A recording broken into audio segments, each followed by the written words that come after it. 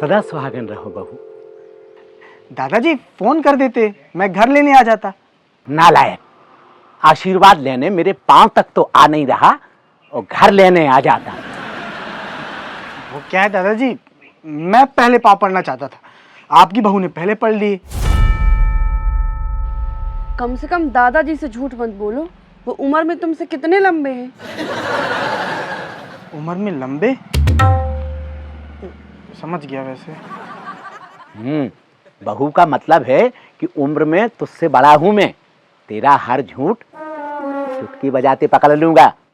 दादाजी चुटकी ऐसे बजती है, ऐसे नहीं। इनके पाँव पड़ो ना पहले, इससे पहले कि तुम्हारे ऊपर उनके पाँव पड़े। बहू, मैंने आज तक इस नालायक के ऊपर बल का प्रयोग नहीं किया। आपने बल का प्रयोग नहीं किया, लेकिन बहू तो ऐसी लादी जो बेलन का प्रयोग करती है। लगता है अब चिमटे का भी करना पड़ेगा। देखा दादाजी, चिमटे की धमकी दे रही है। हाँ, तो ये हमारे कुल की परंपरा है। तेरी दादी भी तो धमकी देती थी। अरे बंद करो ऐसी परंपरा जिसमें घर का आदमी रहे डरा डरा। तुम आशीर्वाद लो दादाजी का पहले। अब विक्रम बेटा, संस्कार कहाँ गया? दादाजी टीवी में है, संस्कार आस्था दोनों चैनल चलते हैं। दिमाग से जीरो हो क्या? वो अंदर के संस्कार की बात कर रहे हैं। हाँ तो टीवी भी अंदर ही है, मैं भी उसी की बात कर रहा हूँ। हे भगवान, मुझे कैसा घर वाला दिया है, दिमाग में दीमक लग गई है इनके। उल्लू के पट्टे, मैं तेरे अंदर के संस्कार की बात कर रहा हूँ। वो कहाँ गए? अच्छा, वो संस्कार है ना, वो अंदर ही है। हाँ तो निकालना बाहर, बचा के रखने के लिए नहीं दिए वो। सॉरी दादाजी। क्या बोला? सॉरी बोला, क्यों? अरे वो तुम्हारे दादाजी पुराने ख्यालों के हैं, सॉरी समझ में नहीं आया होगा। अरे नहीं बहू, मुझे सब समझ में आता है, लेकिन ये सॉरी हमारी संस्कृति का हिस्सा नहीं है। हाँ दादाजी, मैं भी यही बोल रही थी इनको। तुमने यही कब बोला? तुम तो ये बोल रही थी कि दादाजी पुराने ख्यालों के हैं। हाँ, लेकिन मेरे कहने का मतलब तो वही था। समझ रहा हूँ, खुद को बचा लो और मुझको बेच दो।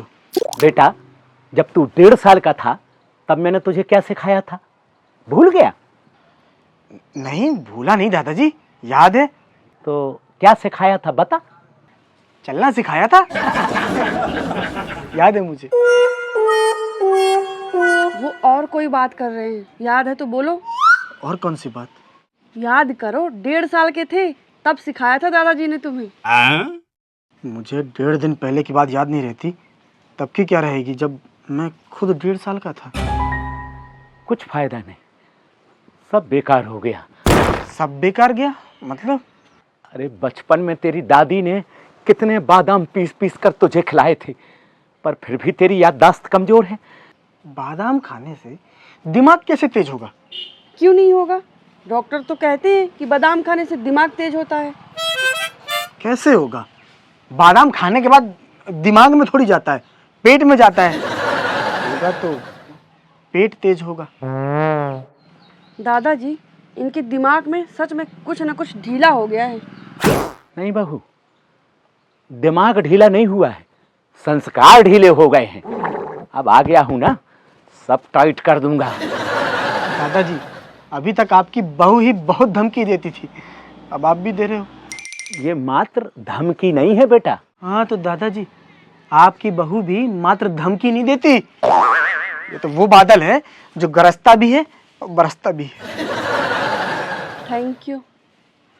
थैंक यू किस लिए? तुम्हें आईना दिखाया है, चाइना नहीं दिखाया। नहीं, लेकिन इससे पता चलता है ना कि मेरी हर बात को सीरियसली लेते हो।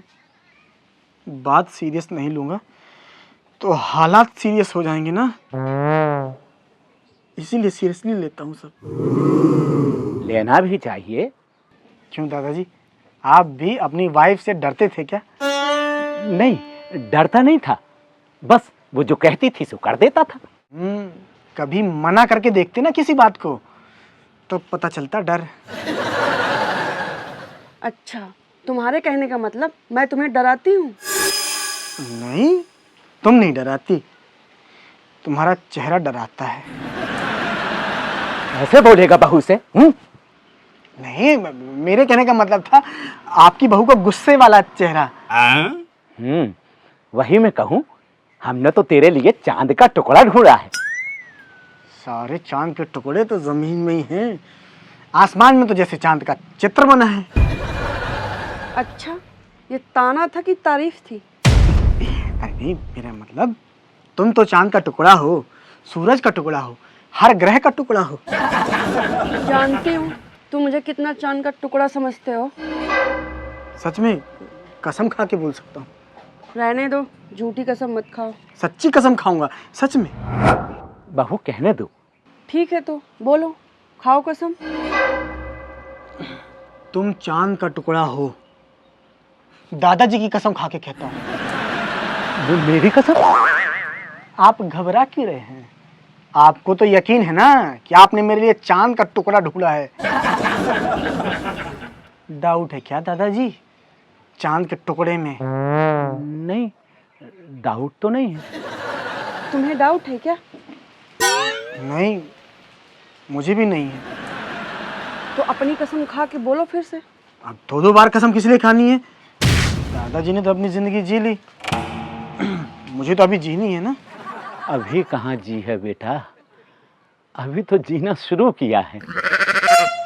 जी तो ली है दादाजी, दादी का स्वर्गवास हुए भी 2 साल हो गए। वही तो बोल रहा हूँ कि 2 साल से ही तो जिंदगी जीनी शुरू की है। वो जिंदगी मुझे कब मिलेगी?